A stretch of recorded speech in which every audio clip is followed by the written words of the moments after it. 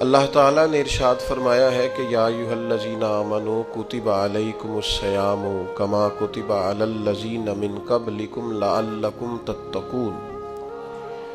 اے ایمان والو، تم پر روزے فرض کیے گئے اور تم سے پہلے لوگوں پر بھی فرض کیے گئے۔ روزے کی فرضیت سے مقصود یہ ہے کہ تم پرہیزگار ہو جاؤ۔ روزہ صرف کھانے پینے سے رکنے کا نام نہیں، روزہ تقوی اختیار کرنے کا نام ہے۔ پاکستان کے حالات کو میں بھی جانتا ہوں اچھے طریقے سے، اور آپ بھی جانتے ہیں۔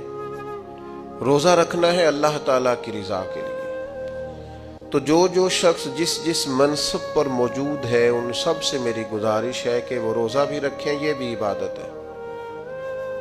اور اگر وہ تاجر اور دکاندار ہیں تو غریبوں کو چیزیں بھی سستی دیں، یہ بھی عبادت ہے۔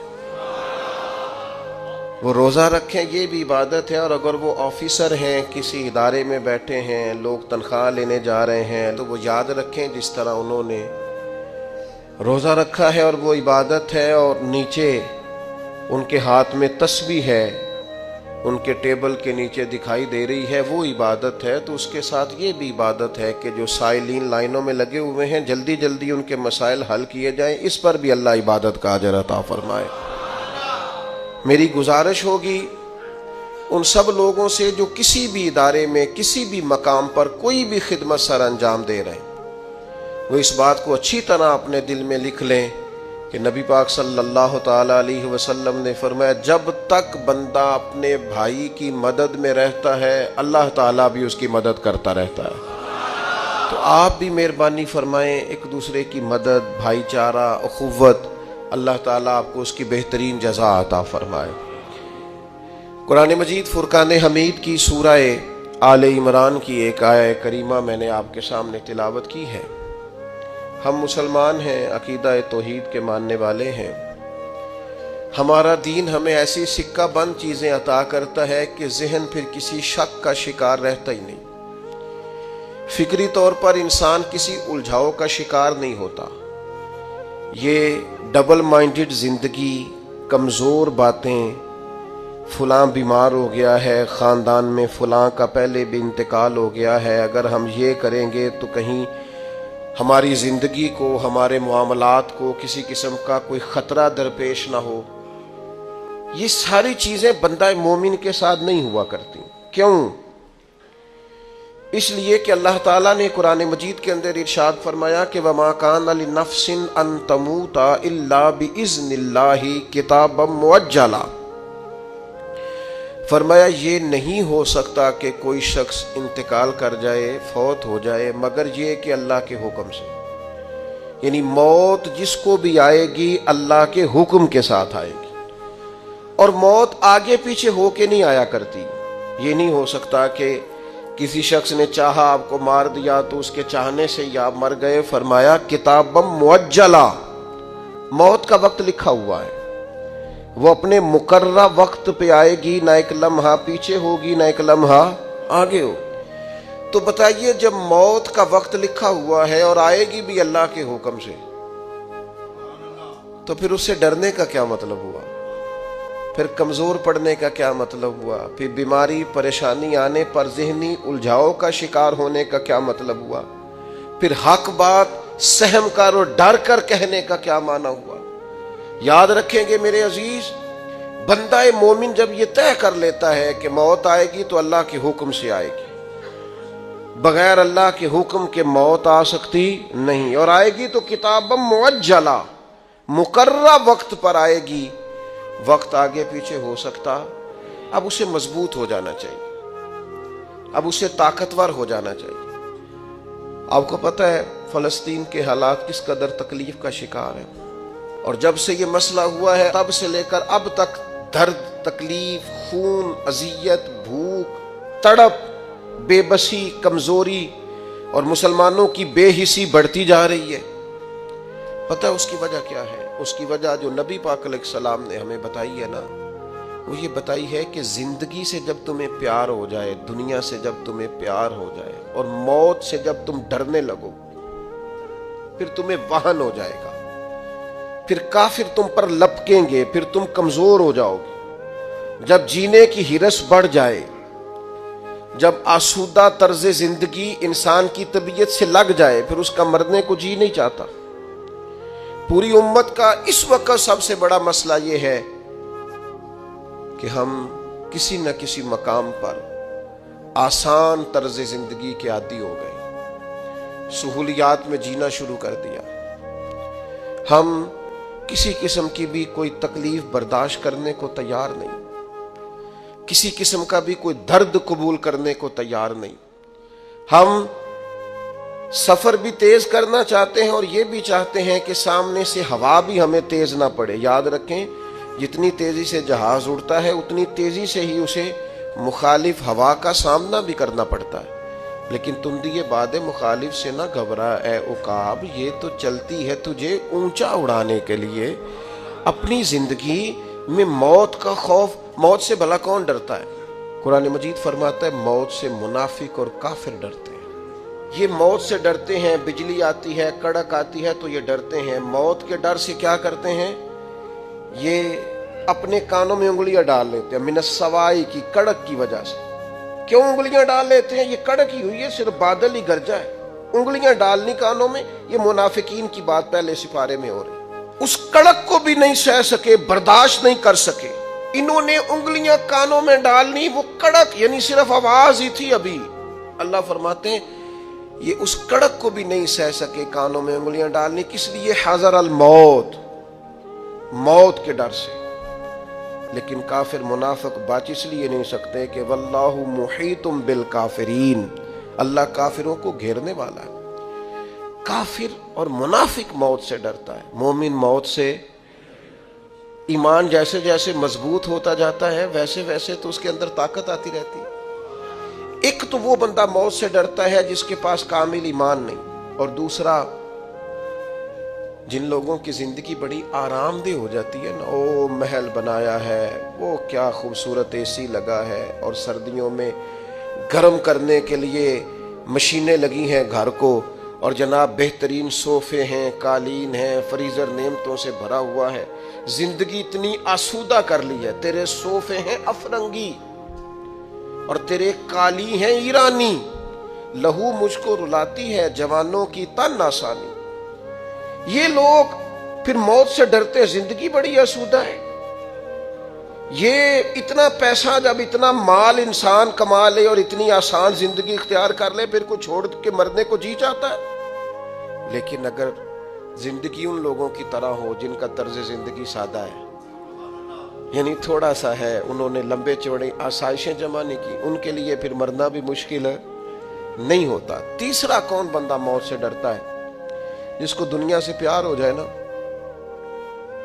مال و دولت سے عشق ہو جائے، وہ لوگ بڑا ڈرتے ہیں موت سے۔ اتنی مشکل سے مربع بنائے، اتنی مشکل سے بینک بیلنس بنایا، اتنی مشکل سے دنیا جمع کی، اب چھوڑ کے مر جائیں، وہ کیسے مریں گے؟ وہ حضرت شاہ فرید الدین عطار رحمۃ اللہ علیہ کہتے ہیں میں تصوف طریقت معرفت کے راستے میں آنے سے پہلے نا عطر بیچتا تھا، عطار عطر فروش کو کہتے ہیں۔ میں عطر بیچتا تھا تو میری دکان پہ ایک بزرگ آئے جو میری توبہ کا سبب بنے۔ بابا جی سیدھے سادے تھے، خوشبو بڑی مہنگی مہنگی، میں نے اس دور کے جو آپ اپنے لفظوں میں سمجھ لیں جو برانڈ تھی نا، زیادہ مہنگی خوشبوئیں تھی، جو بادشاہ، وزیر، مشیر، مال، اس طرح کی خوشبوئیں میں نے رکھی ہوئی تھی۔ بابا جی آئے تو کبھی ایک شیشی دیکھیں، کبھی دوسری دیکھیں، کبھی تیسری دیکھیں، تو اچھے سیلز مین جو ہوتے ہیں وہ گاہک سے خود بڑھ کے پوچھ لیتے ہیں کیا چاہیے؟ کہتے میں نے آگے بڑھ کے پوچھا بابا جی کیا چاہیے؟ تو بابا جی کہنے لگے پتر کچھ بھی نہیں۔ تو کہا پھر دیکھ کیا رہے ہیں؟ کہنے لگے دیکھ رہا ہوں تیری جان بڑی مشکل سے نکلے گی۔ تو کہتے میں نے کہا جی وہ کیوں؟ کہنے لگے اتنا مال جمع کیا ہے، جب تم مرنے لگے گا کبھی یہ والی بوتل یاد آئے گی، کبھی یہ والا شو کیس یاد آئے گا، کبھی یہ والا، نہیں سمجھ آئی؟ یعنی کبھی یو بی ایل والا اکاؤنٹ یاد آئے گا، کبھی مسلم کمرشل والا، اب آ گئی یہ سمجھ، کبھی وہ جناب وہ ایچ بی ایل والا یاد آئے گا، تو بڑی مشکل ہو جائے گی، تو کیسے مرے گا؟ تو کہتے ہیں میں دنیا دار تھا، مجھے غصہ آیا، میں نے بڑے تلخ اور طنزیہ لہجے میں کہا میری جان تو مشکل سے نکلے گی تو تیری کیسے نکلے گی؟ کہتے بابا کہنے لگا بیٹا ادھر آنا باہر۔ میں سین میں آیا، وہ زمین پہ لیٹا، اس نے کلمہ پڑھا اور اس کی روح پرواز کر گئی. میری یوں نکلے گی عرش فرشتے بانگا ملیاں نہیں تے مکے پہ گیا شور. بلے شاہ آسان نہیں مرنا، یہ تے مر گیا ہی کوئی اور، ایسے نکلے گی میری. کہتے ہیں اس نے کلمہ پڑھا اور وہ پرواز کر گئی. میں نے کفن دفن کا بندوبست کیا، ساری رات میں سوچتا رہا یہ بھی منظر ہوتا ہے دنیا میں، اتنی آسانی سے شخص چلا گیا. فرماتے ہیں بس پھر میں نے بھی صبح خیرات کی، کاروبار کو اتنا کیا جتنی مجھے ضرورت ہے، اور پھر میں نے بھی اپنا زیادہ وقت اپنے رب کی رضا کے لیے گزارنا شروع کیا. عزیز دوستو، دنیاوی مال و متاع کا پیار خوف پیدا کرتا ہے، خوف. اور میں آپ سے عرض کروں، ریاکار بھی بزدل ہوتے ہیں، وہ بھی موت سے ڈرتے ہیں. جو کچھ کیا دکھلاوے کے لیے کیا، اخلاص ہے ہی نہیں. مخلص بندہ کبھی موت سے ڈرتا، چھپا چھپا کے نیکیاں کی ہیں، چھپا چھپا کے قرآن پڑھا ہے، چھپا چھپا کے تلاوتیں کی ہیں، چھپا چھپا کے درود پڑھا ہے، کونوں میں بیٹھ بیٹھ کے نعتیں سن کے حضور کی یاد میں رویا ہے. اس نے کسی کی مدد کی ہے تو اس نے بڑی چھپا چھپا کے کی ہے، نیکیاں مخلصانہ ہے. اس لیے یہ بندہ موت سے نہیں ڈرتا، یہ بہادر ہوتا ہے، طاقتور ہوتا ہے. اس کے مزاج کے اندر کمزوری نہیں ہوتی، اسے پتہ ہوتا ہے کہ میں نے یہاں کے لیے جمع نہیں کیا، میں نے تو وہاں کے لیے جمع کیا ہوا ہے. لہٰذا یہ دوڑتا ہے، یہ ڈرتا نہیں. اور پھر زیادہ لوگ وہ ڈرتے ہیں موت سے جو موت سے نہیں ڈرتے، اپنے اعمال سے ڈرتے ہیں. انہیں پتہ ہوتا ہے دنیا میں تو گناہ چھپے ہوئے ہیں، مر گئے تو کھل جائیں گے. وہ ڈرتے ہیں. جن لوگوں نے اپنے کردار کو باعظمت نہیں کیا ہوتا، باوقار نہیں کیا ہوتا، کردار میں خوبصورتی اور حسن نہیں پیدا کیا ہوتا، وہ لوگ ڈرتے ہیں موت سے. اور جنہوں نے کردار پر توجہ دی ہوتی ہے، عمل میں خوبصورتی ہوتی ہے، ان کو تو پتہ ہوتا ہے کہ ہم نے اپنی زندگی یہاں کے لیے گزاری نہیں، گزاری وہاں کے لیے، اس دیس کے ہمراہی ہے. تو یہ لوگ موت سے ڈرتے. اب میں آپ سے عرض کروں، موت سے پیار بھلا کون کرتا ہے؟ کچھ لوگوں کو موت سے محبت بھی ہو جاتی ہے. ایک تو وہ شخص موت سے پیار کرتا ہے جس کا آخرت پر کامل یقین ہو، جسے یقین ہونا مرنے کے بعد نعمتیں ملیں گی، کرم ملے گا. نبی پاک صلی اللہ تعالی علیہ وسلم نے بدر کے دن فرمایا، دوڑو بھئی اس جنت کی طرف جس کی چوڑائی زمین آسمان کے برابر ہے. تو حضرت عمیر رضی اللہ تعالیٰ عنہ انصاری صحابی تھے، فرمانے لگے حضور جنت زمین آسمان کے برابر چوڑی ہے. قرآن مجید نے کہا نا، اللہ کی بخشش اور جنت کی طرف دوڑو، جنت زمین آسمان جتنی چوڑی ہے، اور صرف چوڑائی بتائی ہے، لمبائی نہیں بتائی. فرمایا تم نے جو چیز سب سے زیادہ دیکھی ہے وہ زمین آسمان ہے، اتنی جنت صرف چوڑی ہے، اور کسی بھی چیز کی چوڑائی زیادہ نہیں ہوتی، لمبائی زیادہ ہوتی ہے. حضور فرمانے لگے اس جنت کی طرف دوڑو. تو حضرت عمیر انصاری رضی اللہ تعالیٰ عنہ عرض کرنے لگے حضور جنت زمین آسمان کے برابر چوڑی ہے؟ حضور نے فرمایا ہاں. تو حضرت عمیر کہنے لگے واہ واہ واہ واہ واہ، یقین کامل تھا نا کہ جنت ملے گی، آخرت کی نعمتوں پر واہ واہ اتنی چوڑی. تو حضور فرمانے لگے واہ واہ کیوں کر رہے ہو؟ عرض کرنے لگے حضور اللہ کی رحمت دیکھ کے واہ واہ کر رہا ہوں. پھر کھجوریں کھا رہے تھے، جھولی میں کھجوریں تھی، پھر 2 منٹ لگے، کھجوریں چھوڑ دیں. کہنے لگے یار دیر کیوں کرنی ہے، یہاں بیٹھ کے کیوں کھائیں، جنت میں جا کے کھائیں گے. فوراً میدان کارزار میں اترے، تھوڑی دیر جنگ ہوئی، اللہ تعالیٰ نے شہادت عطا فرما دی. آخرت پر یقین ہو تو پھر بندے کو پیار ہو جاتا ہے. اور حضور نے فرمایا موت تو مومن کے لیے تحفہ ہے، پھر تو یہ تحفہ اسے نصیب ہو جاتا ہے.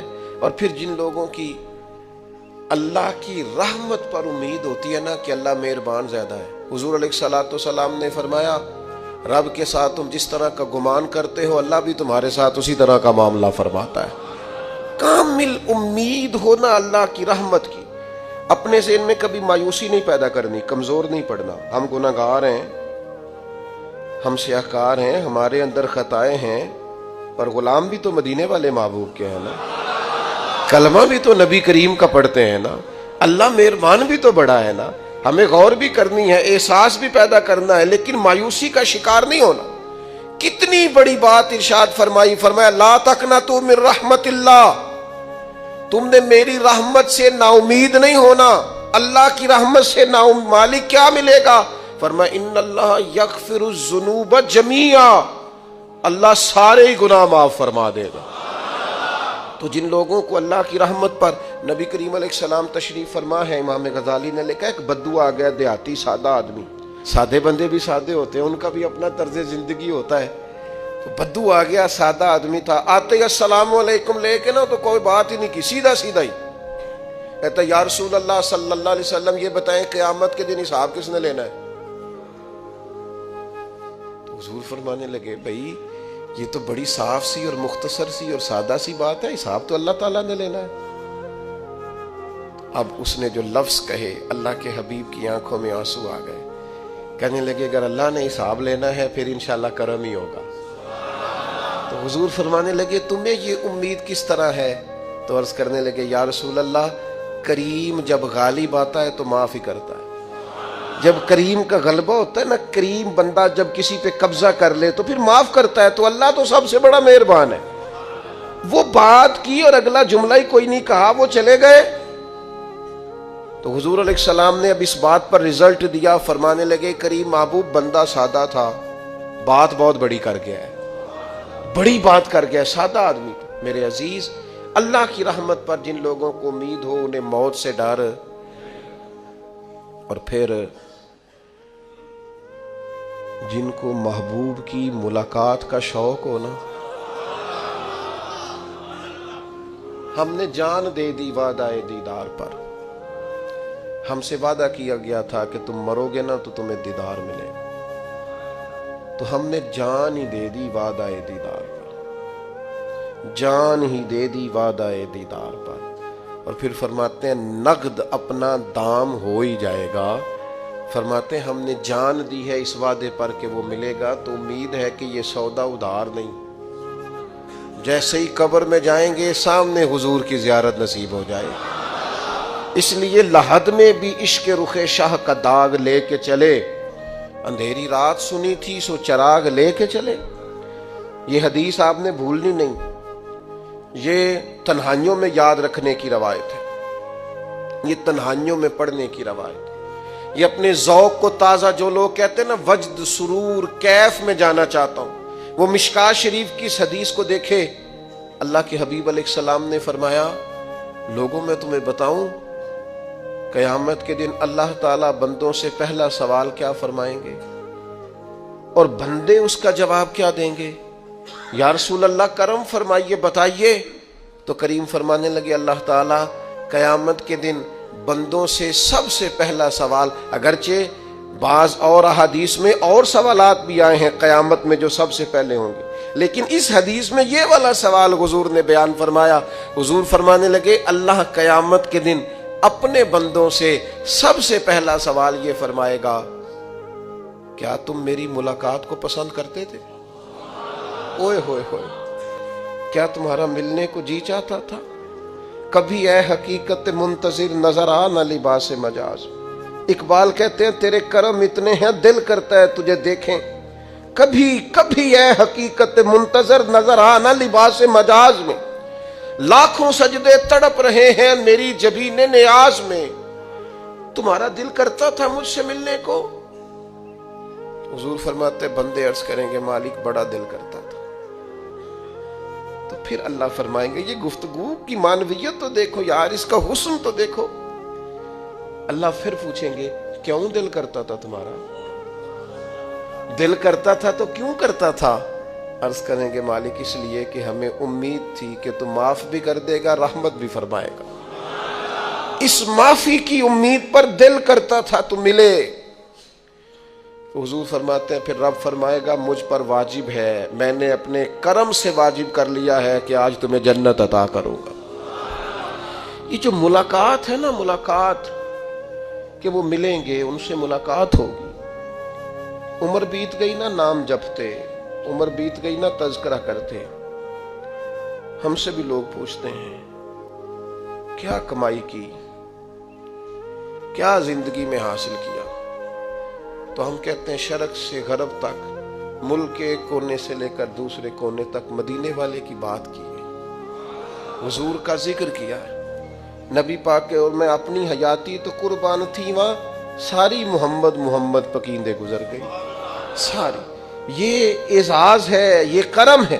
اب کیا ہوتا ہے، گناہگار لوگ اتنا بڑا دعویٰ تو نہیں کر سکتے، لیکن دل تو چاہتا ہے نا کہ چلو جس کا نام لیا ہے اس کی کبھی زیارت بھی ہو، کبھی ملاقات بھی ہو، کبھی نظر کرم بھی ہو. کسی نے اپنے محبوب سے کہا تھا کہ ذرا ایک نظر مجھ پہ بھی کیجئے، تو قریب بیٹھے ایک شخص نے کہا یار تو نے بڑا دعویٰ کیا ہے، جو محبوب ہوتے ہیں ان کو تکلیف نہیں دی جاتی، تو کہتا ہے پورا چہرہ ہی تیری طرف پھیرے.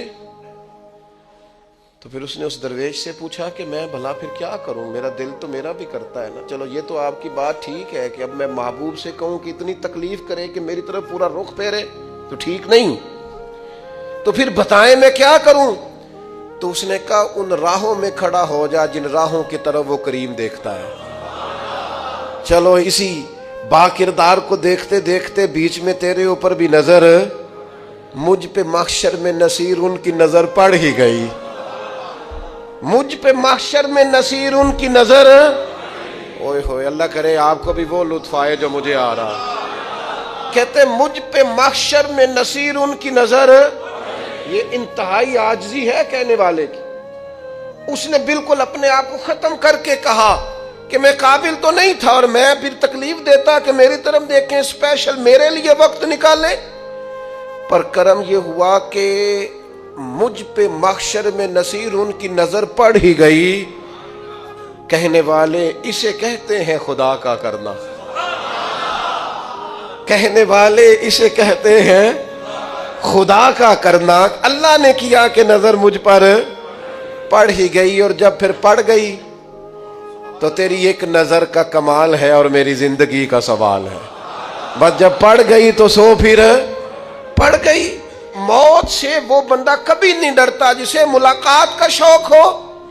ملنا چاہے داتا علی اجویری سے اور موت سے ڈرے، ملنا چاہے حضرت غوث پاک جیلانی سے اور پھر موت سے ڈرے. زندگی گزری ہو علی علی کرتے پھر موت سے ڈرے. عمر بھر سیدنا عثمان غنی کی سخاوت کی بات کی ہو اور پھر جنت میں جا کے ان سے ملنے کا شوق پیدا نہ کرے. ساری زندگی سیدنا فاروق کا عدل بیان کیا ہو، ساری زندگی ان کے انصاف کا تذکرہ کیا ہو، پوری امت کو بتایا ہو کہ اگر جینا چاہتے ہو تو عمر کے رستوں پر چلو، اور پھر یہ موت سے ڈرے اور مر کے جناب فاروق اعظم کی زیارت کو پسند نہ کرے. جسے صدیق کی وفائیں یاد ہو، جنہیں جناب ابو بکر صدیق کا عشق یاد ہو، وہ پھر ان کی زیارت نہ کرنا چاہے اور ساری عمر حضور کی نعت پڑھی ہو. مانا نہیں آتا تھا پھر بھی کہا بلغ العلا بکمالہ کشف الدجا بجمالہ حسنت جمیع خصالہ صلو علیہ والہ. سے نہیں ترجمہ آتا تھا، پر جب بھی کو پڑھتا تھا یہ بھی جھومتا تھا مولا یا صلی وسلم دائماً.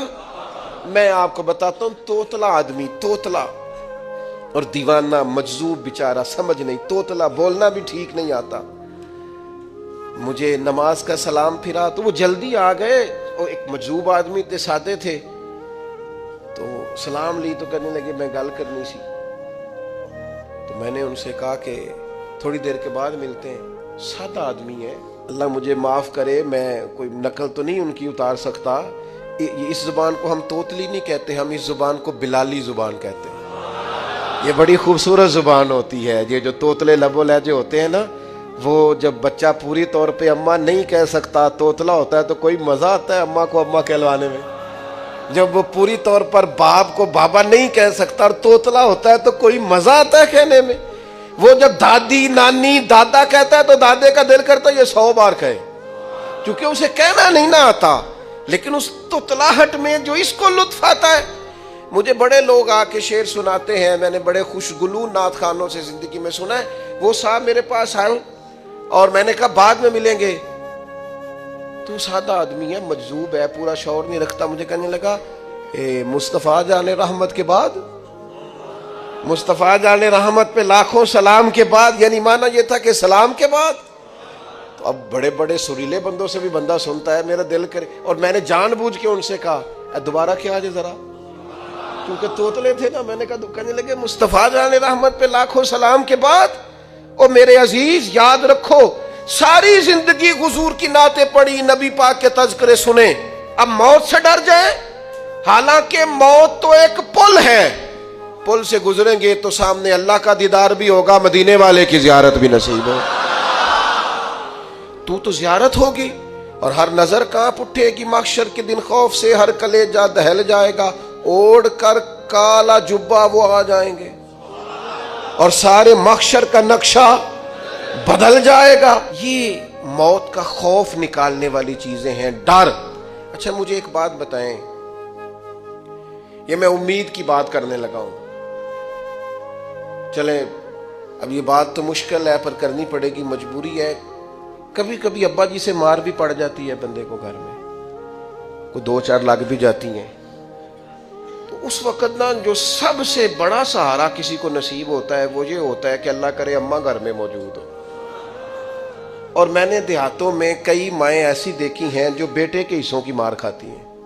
ابا نے ڈنڈا لے لیا ہے بیٹے کی غلطی پہ, اب اماں بیچاری سامنے ہو گئی ہے, 2-4 اس نے بھی کھا لی. یہ بات آپ سمجھیں, موت کا خوف نکالنے کے مفہوم میں بات عرض کر رہا ہوں. اماں موجود ہو نا گھر میں تو ابا سختی بھی کرنے لگے تو کسی وقت احساس ہوتا ہے کہ جناب یہ سختی نہیں ہوگی کیونکہ میری اماں, اور اماں پوری وکیل بن جاتی ہے, کہنی تو نہیں پتا تو ہو گئی غلطی, وہ فلانے دے منڈے نے خراب کیتا ہے, حالانکہ ہو سکتا ہے اس نے اس کو بھی خراب کیا ہو, لیکن وہ اماں وکیل ہے, وہ وکالت کر رہی ہے اور وہ بے لوث کر رہی ہے. ہوتا ہے ایسے, اس بات کو سمجھ لے اچھے طور پر. موت کا خوف نہیں, ڈر نہیں, اس لیے کہ گھر میں ماں موجود ہو تو باپ کا ڈر نہیں ہوتا. تو قبر حشر میں تو رسول کریم موجود ہے, وہاں تو نبی کریم موجود ہے, وہاں تو اللہ کریم اپنی رحمت فرمائے گا بندوں پر. اس لیے خوف نہیں, پینک نہیں, اپنی غلطیوں کا احساس ضرور کریں, اپنے اعمال پر توجہ ضرور دیں, لیکن موت کے خوف تلے دبتے نہ جائیں. انشاءاللہ صبح قیامت کرم ہوگا. میرے نبی پاک علیہ الصلوۃ والسلام نے تو فرمایا ہے بس ہم نے ایمان کامل لے کے جانا ہے دنیا میں. حضور نے فرمایا ہے جس طرح 14ویں رات کا چاند چمکتا ہے اس طرح میرے غلاموں کے چہرے چمکیں گے قیامت کے. اللہ کے رسول صلی اللہ علیہ وسلم فرماتے ہیں جسم کے جن جن حصوں پر وضو کا پانی لگتا رہا وہ قیامت میں چمکیں گے. دور سے لوگ ان کا نور دیکھیں گے, پتہ چلے گا وہ محمد عربی کے غلام آ رہے ہیں. یہ کرم ہوگا صبح قیامت, یہ عطائیں ہوں گی. اس لیے مومن موت سے ڈرتا. سیدنا بلال حبشی رضی اللہ تعالیٰ عنہ, آخری وقت ہے, نزع کا عالم طاری ہے, اور یہ گفتگو دیکھیں غلاموں کی. آپ کی اہلیہ رو پڑی, کہنے لگی ہائے ہائے افسوس. حضرت بلال فرمانے لگے کیا ہوا؟ کہنے لگی افسوس ہے کہ آپ دنیا سے جا رہے ہیں. تو حضرت بلال نے مضمون ہی بدل دیا, سوچ کا زاویہ ہی بدل دیا. فرمانے لگے یہ افسوس کا مقام نہیں, یہ تو خوشی کا مقام ہے. اس لیے کہ میری آج آنکھیں بند ہوں گی, قبر میں کھلیں گی, مدینے والے محبوب سے بھی ملوں گا, حضور کے غلاموں سے بھی ملوں گا صلی اللہ تعالی علیہ وسلم. تو موت تو مقام مسرت ہے, اور اگر یہ مل جائے زندگی میں. ایک بدو ایمان لے آئے, ابن ماجہ میں موجود ہے. حضرت ابو ہریرہ رضی اللہ تعالیٰ عنہ حدیث کے راوی ہیں, فرماتے ہیں ایک بدو ایمان لائے اور انہوں نے حضور علیہ السلام کے ساتھ ہجرت بھی کی. ابن ماجہ میں موجود ہے. تو نبی پاک علیہ السلام نے نا انہیں ایک صحابی کے ساتھ کر دیا, وہ ان کے کام کاج میں مصروف ہو گئے ان کے ساتھ. تو حضور علیہ السلام نے نا ایک جگہ سے مال غنیمت آیا, تو طریقہ مبارکہ یہ تھا کہ مال غنیمت میں سب کو حصہ دیا جاتا تھا. اگرچہ وہ جہاد پہ نہیں گئے لیکن حضور نے انہیں بھی حصہ دیا. تو وہ صحابی تو رو پڑے, عرض کرنے لگے حضور میں اس کے لیے تو ایمان نہیں لایا تھا. تو حضور نے فرمایا پھر بتائیے. گرچہ حضور جانتے ہیں کس لیے لائے تھے. عرض کی حضور میں تو اس لیے ایمان لایا تھا کہ میں رب کی راہ میں لڑوں گا اور میں اپنی جان پیش کروں گا. میں شہادت کے لیے ایمان لایا تھا, مجھے یہ مال دولت نہیں چاہیے. تھوڑی ہی دیر گزری کہ ایک اور مارکے کا اعلان ہو گیا, جنگ کا اعلان ہو گیا. حضور نے فرمایا چلو. وہ گئے اور چند ہی لمحے گزرے کہ وہ میدان میں اترے اور پھر شہید ہو گئے. صحابہ کرام ان کی مقدس لاش مبارک کو اٹھا کے محبوب کے قدموں میں لائے تو نبی کریم نے کیا خوبصورت بات ارشاد فرمائی. حضور فرمانے لگے دیکھو اس نے اللہ کی تصدیق کی ہے تو رب نے بھی اس کی تصدیق فرما دی. اور پھر یہ دو جملے محبوب کہتے کہتے اٹھے اور پھر حضور نے اپنا جبہ مبارک اتارا اور اتار کے فرمایا اس بندے کو نہ اس جبے میں کفن دے دو, اس میں اسے کفن دو, اس لیے کہ تو شہادت کے لیے ایمان لایا, موت کی آنکھوں میں آنکھیں ڈال کے جیا, اپنی زندگی کمزور نہ گزارے. مسلمانوں پہ کافر کا رعب طاری ہو گیا ہے. ایک تو ہوتا ہے نا کہ کوئی مدد کرنا, کوئی آگے بڑھنا, فلسطین کا نام تک نہیں لے رہے حکمران زبان سے, ذکر تک نہیں کر رہے, چینل ذکر نہیں کر رہے. اتنا رعب, اتنا کفر کا خوف, صرف اس لیے کہ ہمیں موت کا ڈر ہے, مر جائیں گے تو بستر پہ نہیں مریں گے, بیماریوں سے نہیں مر جاتے لوگ. خدا کے بندو اپنی زندگی میں اتنا خوف اگر موت کا پیدا کر لو گے. حضرت سعید ابن جبیر رضی اللہ تعالیٰ عنہ بہت بڑے فقیہ تھے. حجاج بن یوسف نے بلایا اور کہنے لگا میں تمہیں موت دینے لگا ہوں, مار دوں گا تمہیں. بڑا ظالم آدمی تھا, بڑے لوگ اس نے قتل کیے تھے. حضرت سعید رضی اللہ تعالیٰ عنہ مسکرا پڑے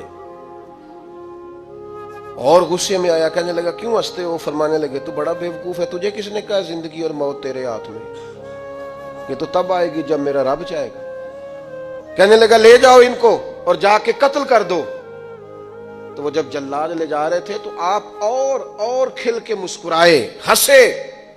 یہ آپ کی طاقت ہے کہ موت کو دیکھ کے مسکراہٹ ہو, لبوں پہ تبسم, رقصہ ہو, مسکرائے. جب آپ مسکرا رہے تھے تو اس کو اور غصہ ہے, واپس بلایا. کہنے لگا مسکراتے کیوں ہو؟ فرمانے لگے تیری جرت پہ مسکرا رہا ہوں, اور اس بات پہ مسکرا رہا ہوں کہ رب کتنا بے نیاز ہے, تیرے جیسے لوگوں کو بھی مہلت دے رکھی ہے. کتنا بے نیاز ہے, تیرے جیسے لوگوں کو مہلت دے. اور غصے, کہنے لگا میرے سامنے قتل کرو. حضرت سعید ابن جبیر رضی اللہ تعالیٰ عنہ نے منہ کعبے کی طرف کر کے پڑھنا شروع کیا, انی وجہت وجہی للذی فطر السماوات والارض حنیفا وما انا من المشرکین. آپ یہ پڑھ رہے تھے تو کہنے لگا اس کا منہ کعبے سے پھیر دو.